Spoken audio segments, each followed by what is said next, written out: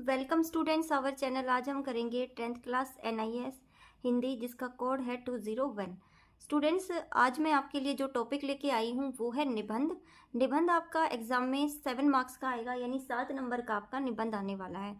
आपको बच्चे क्या करना है, निबंध में कुछ पार्ट्स दिए गए हैं, जैसे शीर्षक हो गया, प्रस्तावना, भूमिका, विषय वस्तु और उसके बाद है उपसंहार। ठीक है, इनके अकॉर्डिंग ही एग्जाम में आपको नंबर मिलेंगे और उसी के अकॉर्डिंग मैं आज आपको पढ़ाऊंगी। सबसे पहले मैंने आपके जो सिलेबस है उसमें निबंध आया हुआ था स्वच्छ भारत और स्वस्थ भारत। ठीक है, तो ये एक निबंध है आपके लिए, और यही नहीं बच्चे, बहुत सारे निबंध आपको तैयार करके जाने होते हैं। जरूरी नहीं है कि एक निबंध आए, क्या पता कि कौन सा निबंध आपसे पूछ लिया जाए। लेकिन मैं आपको ये निबंध इसलिए करा रही हूँ क्योंकि इसी से जो मिलते जुलते हैं वो काफ़ी निबंध है। जैसे देखो, स्वच्छ भारत और स्वस्थ भारत, ये निबंध आ जाए तब भी आपने जो मैं अभी करा रही हूँ वो करना है। स्वच्छता का महत्व है, तभी भी यही करना है। स्वास्थ्य और स्वच्छता पर निबंध, तभी भी यही करना है। दैनिक जीवन में स्वच्छता की महत्वपूर्ण भूमिका। ठीक है, तो ये जितने भी स्वच्छता के ऊपर निबंध आते हैं वो आपने यही वाले करना है। ठीक है, तो कंफ्यूज मत होना और वीडियो को लास्ट तक देखना, मैं आपको पूरा करा दूंगी। ठीक है, सबसे पहले आप देखो शीर्षक। ठीक है, 1 नंबर का होता है यहाँ तक, तो मैंने यहाँ पे उठा के रखा हुआ है स्वच्छ भारत स्वस्थ भारत।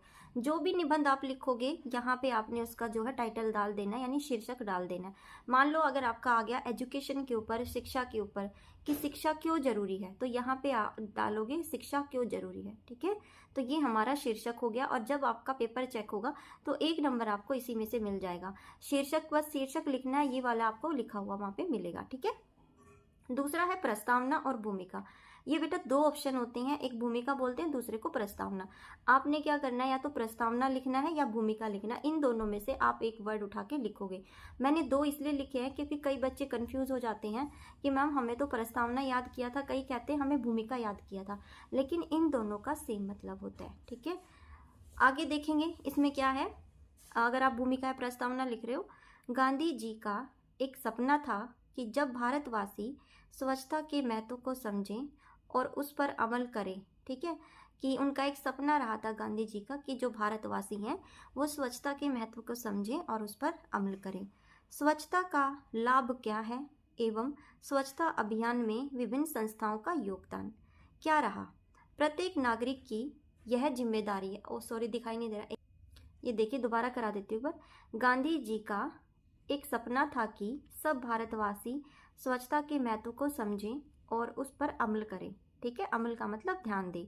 स्वच्छता का लाभ क्या है एवं स्वच्छता अभियान में विभिन्न संस्थाओं का योगदान क्या रहा है। प्रत्येक नागरिक की यह जिम्मेदारी है कि देश को स्वच्छ बनाकर हम भारत माता की सेवा करें। ठीक है, तो ये मैंने किस में लिखा। अब मैं जो चीज़ मैंने यहाँ पे लिखी है ना, मैं उसको आगे जाके एक्सप्लेन करूँगी। ठीक है, आपने भी ऐसे ही करना है। मान लो शिक्षा के बारे में आ गया, ठीक है, तो आप शिक्षा के बारे में लिख देना, शिक्षा का महत्व लिखोगे, इसके अंदर शिक्षा की आवश्यकताएं लिखोगे। ठीक है, क्यों जरूरी है, तो कुछ पॉइंट आपने यहाँ पे ऐड कर देने हैं।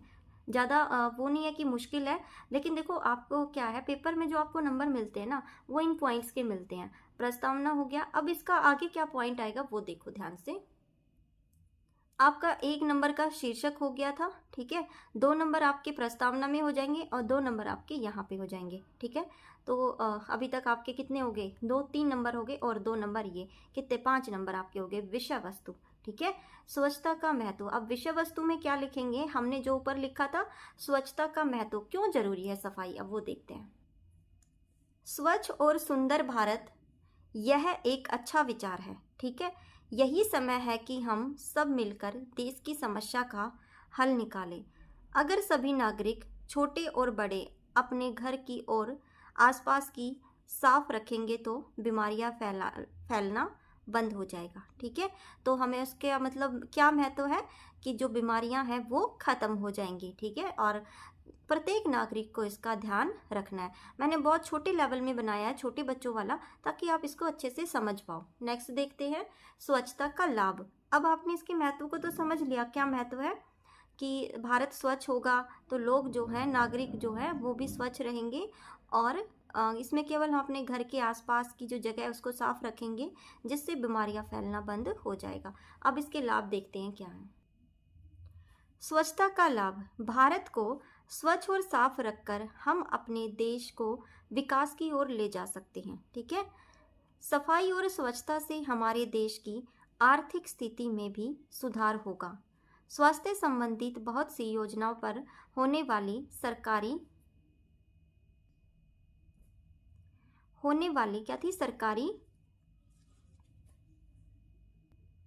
धन की भी बचेगा, जिससे देश के विकास में भी लगाया जा सकेगा और यह हमारा कर्तव्य है। ठीक है, स्वच्छता का लाभ क्या होता है? एक तो देखो बीमारियां जो हैं वो खत्म हो जाएंगी।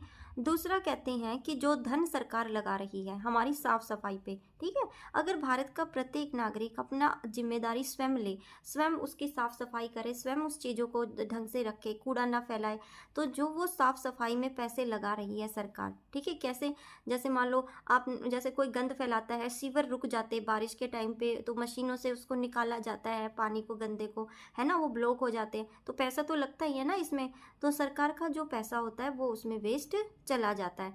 तो अगर हम ऐसा करेंगे कि अपनी जिम्मेदारी स्वयं उठाएंगे तो वो पैसा जो है वो सेव हो जाएगा और वो जो है हमारे देश की विकास में काम आएगा। ठीक है, नेक्स्ट देखते हैं क्या होगा इसका एक पॉइंट। बेटा ये पॉइंट्स हैं वो जो आपने याद करने हैं। अब देखो स्वच्छता का महत्व हो गया, उसका लाभ हो गया। अब स्वच्छता अभियान में विभिन्न संस्थाओं का योगदान, अब कौन क्या योगदान देता है। ठीक है, देश को साफ सुथरा रखने में सरकार, नगर पालिका और नगर निगम की बहुत बड़ी भूमिका रहती है। इसके अलावा कुछ स्वैच्छिक संस्थानों की भी सफाई प्रबंधन का काम सौंपना चाहिए। गांव में सफाई की व्यवस्था होनी चाहिए, वहां शौचालयों का निर्माण कराना चाहिए। अखबार, टीवी तथा रेडियो पर प्रसारण एवं चर्चाओं द्वारा लोगों को स्वच्छ भारत अभियान की जानकारी दी जा रही है, जिससे लोग जागरूक भी हो रहे हैं। ठीक है, तो देखो इसमें कहते हैं कि जो हमारी नगर पालिका है, आपको पता है नगर पालिका और नगर निगम जो है हमारा, वो साफ सफाई का काम संभालती है ना, तो कहते हैं वो साफ सफाई का काम संभाले, साथ में कुछ स्वैच्छिक कर्मचारी, स्वैच्छिक संस्था, कई लोग ऐसे होते हैं ना जो सोचते हैं भाई चलो हम कुछ देश के लिए काम करें, तो ऐसी कोई संस्था और या कोई ऐसा कुछ हो तो उसको भी इस काम में लगा देना चाहिए। ठीक है, और साथ में टीवी पे, न्यूज़पेपर में और अलग अलग मैगजीन्स वगैरह में भी सफाई के प्रति जो है छोटे छोटे से क्या करते हैं अपने उदाहरण उन लोगों को देने चाहिए, जिससे क्या होगा फायदा, लोग क्या करेंगे, लोग जागरूक होंगे। हो गया। अब बेटा लास्ट पॉइंट हमारा आता है उपसंहार। ये भी आपका 2 नंबर का ही होता है। इसमें कुछ नहीं करना, जितना भी आपने लिखा है ना उसको सिर्फ अपनी उस लैंग्वेज में उतार देना। अब मैंने देखो क्या किया, स्वच्छता केवल अपने लिए ही नहीं अपितु अपने आसपास, अपने गांव, शहर, राज्य तथा देश के लिए बहुत महत्वपूर्ण है। ठीक है, गांधी जी ने जिस स्वच्छ भारत का सपना देखा था उसे अब हमें पूरा करना है। हमें सरकार का सहयोग करना चाहिए ताकि भारत का प्रत्येक नागरिक स्वच्छ तथा स्वस्थ रहे। ठीक है, या स्वस्थ तथा स्वच्छ रहे, ये अपने आप बना के लिखना है आपने। अगर आपको नहीं आ रहा है ना पेपर में तो आप इसको जो है बना के लिख सकते हो। ठीक है, अब आप कहोगे कि मैम कौन कौन से आएंगे, देखो एक स्वच्छता का मैंने करा दिया, शिक्षा के ऊपर एक याद कर लेना। ठीक है, बेरोजगारी, गरीबी के ऊपर आप याद कर लेना, और समय के सदुपयोग पे एक याद कर लेना। ठीक है, नारी की शिक्षा पे याद कर लेना। तो ये कुछ छोटे छोटे से हैं जो आपको याद करके जाने हैं, टॉपिक है आपके। कभी भी देखो जो निबंध होता है वो ज़्यादा लेंथी नहीं इतना याद कर पाते, लेकिन कुछ पॉइंट्स के पढ़ के चले जाना। ठीक है, तो मैंने आज आपको बता दिया कि निबंध जो है उसका सबसे स्टार्टिंग पॉइंट शीर्षक होता है, उसके बाद शीर्षक के बाद क्या लिखोगे, प्रस्तावना या भूमिका, फिर विषय वस्तु, विषय वस्तु में आप जितना लिखना है उतना लिख देना, उसके बाद उपसंहार आता है जिसमें आपको पूरा जो है कंप्लीट करके रखना है। ठीक है, आई होप स्टूडेंट्स आपको वीडियो अच्छी लगी होगी, वीडियो को लाइक करना बिल्कुल मत भूलना, और कल फिर नई वीडियो के साथ मिलेंगे, तब तक के लिए बाय, थैंक्स फॉर वॉचिंग।